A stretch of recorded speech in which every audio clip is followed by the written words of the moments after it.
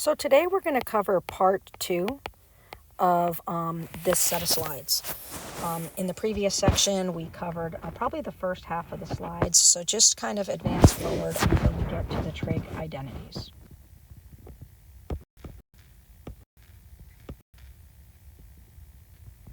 On this slide, the reciprocal identities, I believe we covered this in the other one, but all this is really saying is the sine is equivalent to 1 over the cosecant. The cosecant is equal to 1 over the sine.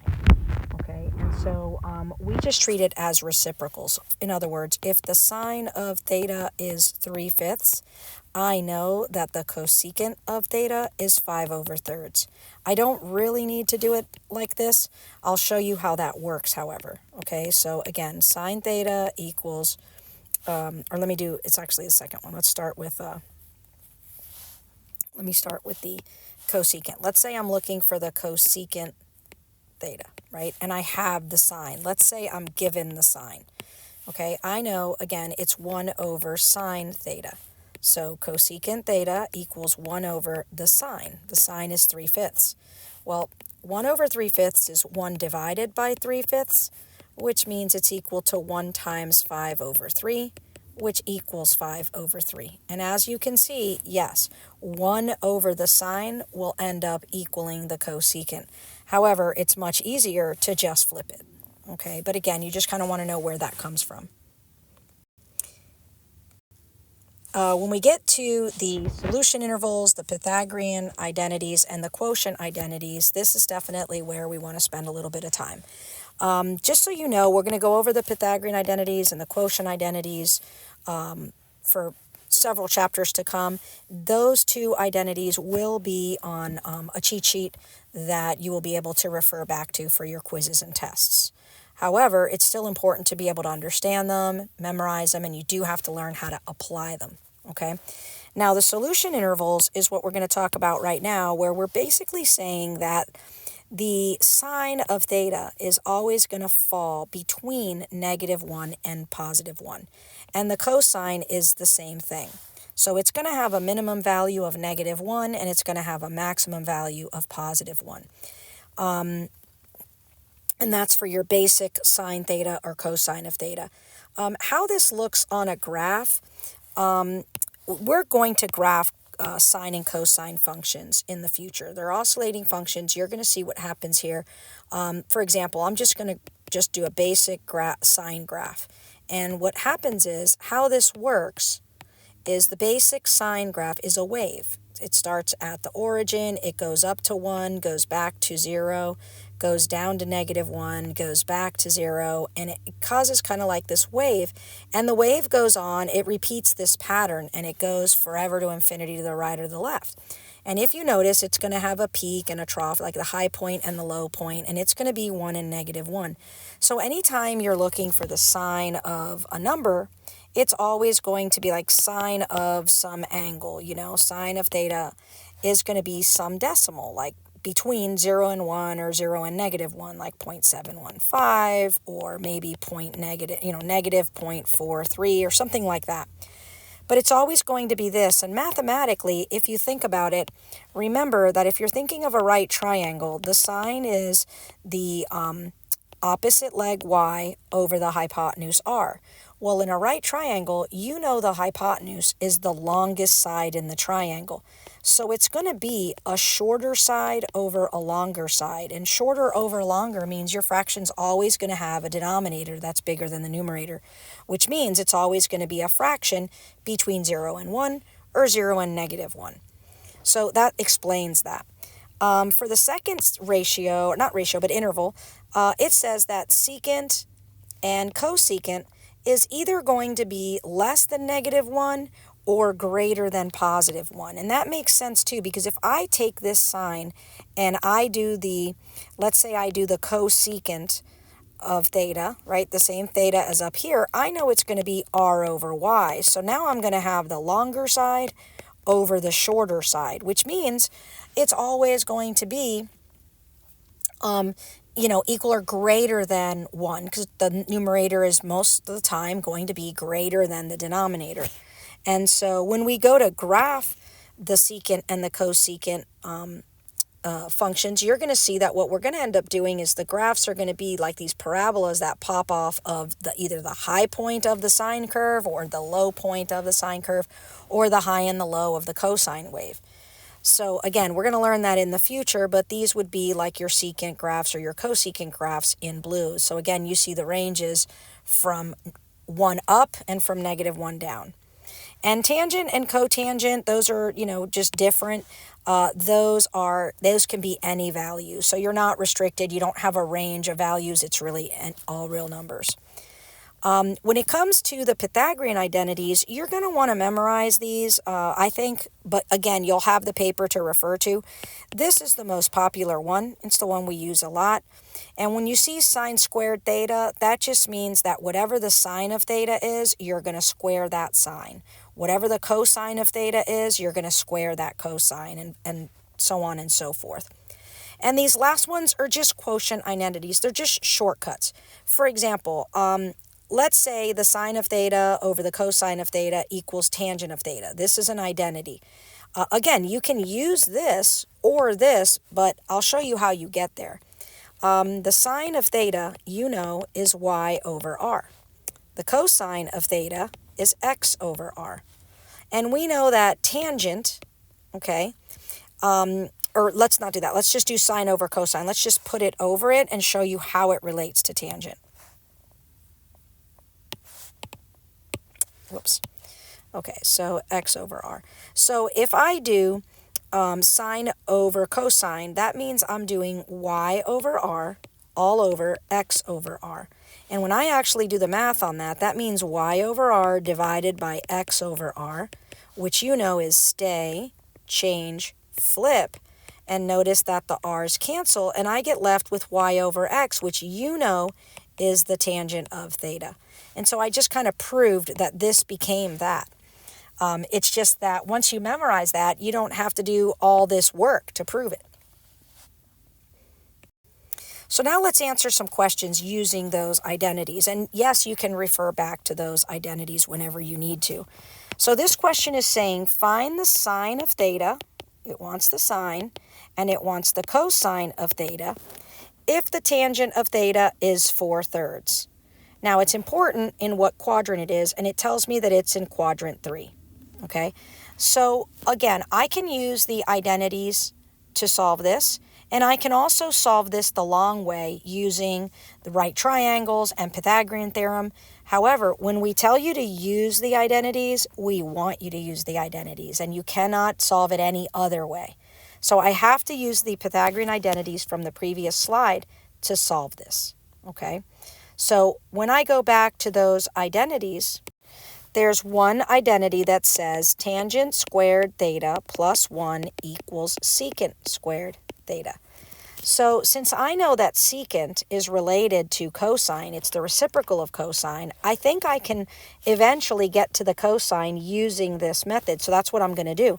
So if the tangent of theta is 4/3, then tangent squared theta is 4/3 squared. So 4/3 squared plus 1 equals secant squared theta. This is 16 over 9 plus 1, which I know is 9 over 9. So equals secant squared theta. And I'll do the math, and I get 25 over 9 equals secant squared theta. So let me kind of just rewrite it here. 25 over 9 equals secant squared theta. And I'm looking for secant, so I'm going to take the square root of both sides. So it's going to be plus minus 5/3 equals the secant of theta. Now, if the secant of theta is plus minus 5/3, I know the cosine of theta is the reciprocal of that. So I know it's plus minus 3/5. So now I got my cosine is going to be positive. It says positive and negative, but I know my cosine can only be one thing. It can only be positive 3/5 or negative 3/5, and that's where the quadrant comes in, okay? In quadrant 3, all students take calculus. What is my cosine? Well, the only trig functions, trig values that are positive are going to be tangent and its reciprocal, the cotangent. So I know that in the third quadrant, the cosine is negative. So the answer to this question is the cosine of theta is -3/5. So I just used my trig functions to find that. Now, I'm going to erase this now, and I'm going to use the cosine of theta to find the sine of theta using another one of those Pythagorean identities. So I'm going to erase this.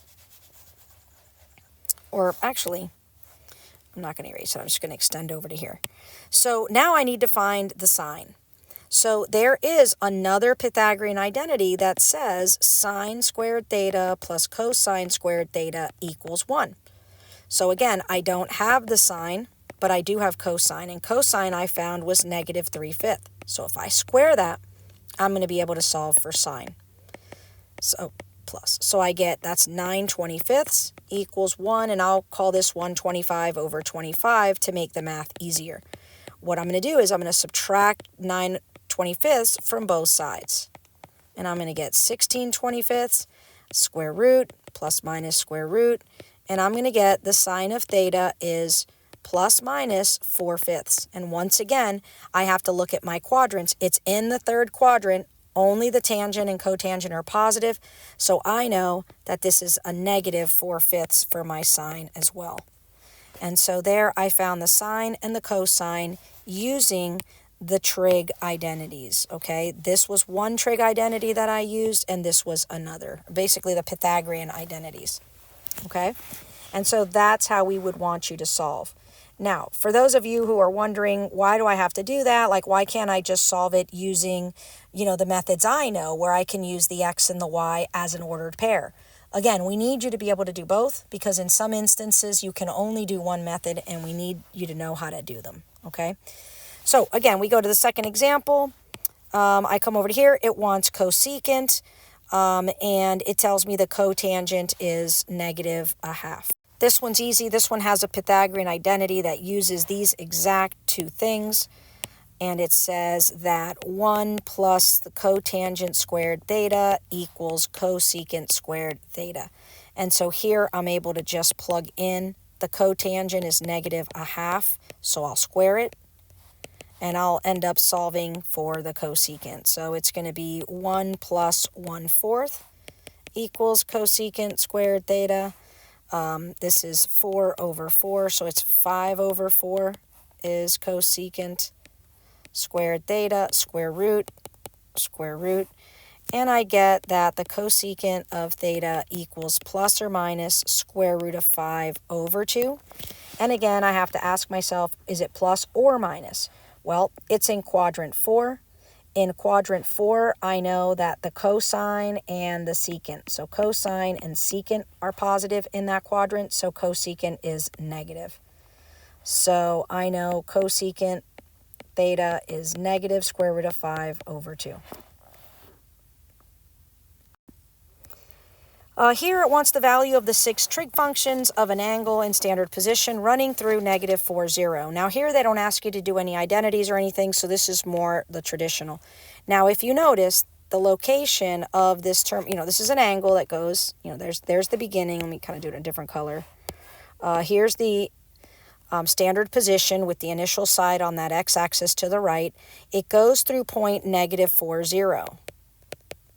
So that means that the terminal side is here. So we recognize that this could be potentially like a 180-degree angle, right?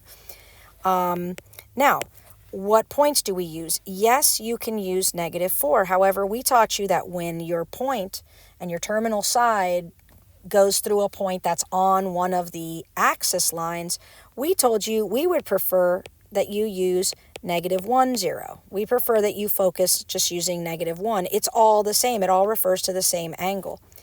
So in this case, let's make x -1. We'll make y equal to 0, and r is always 1 in that case. And again, the 6 trig functions are going to be pretty easy at this point.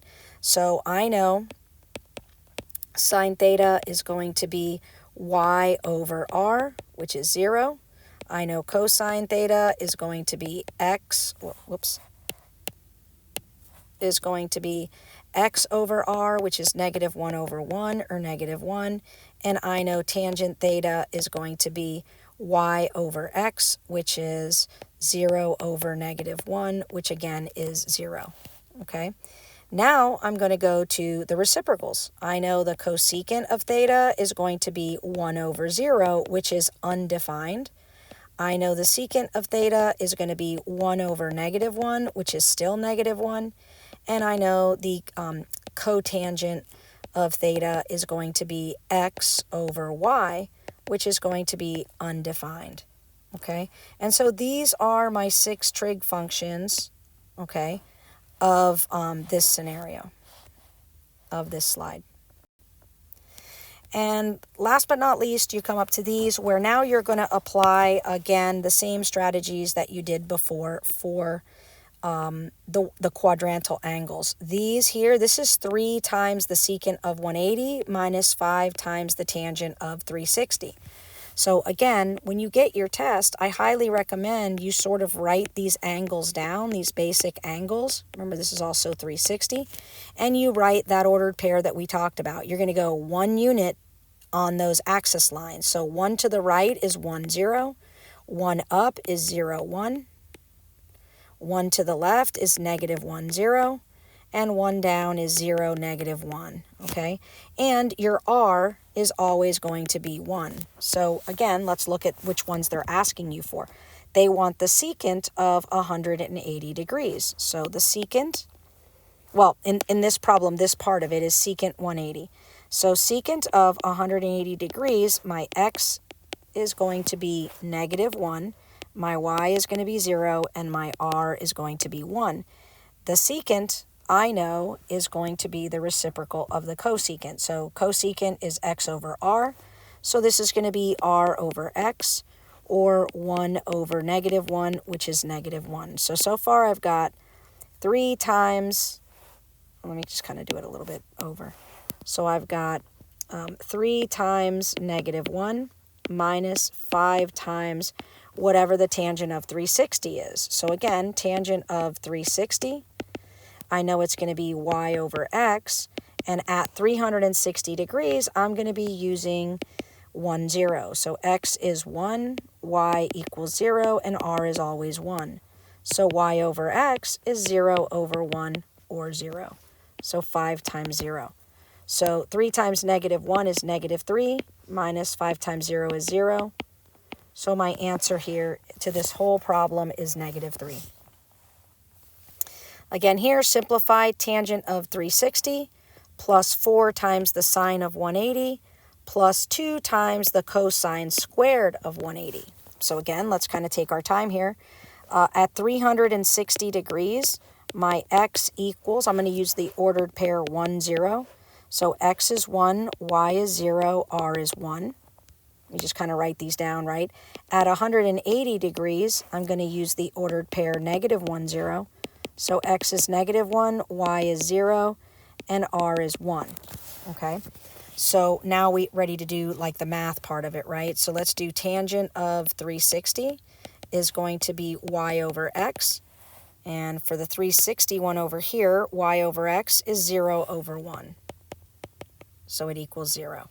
Let me just kind of find these values. The sine of 180, again, that would be this one. So the sine is y over r, and in this case it's 0 over 1, which is also 0.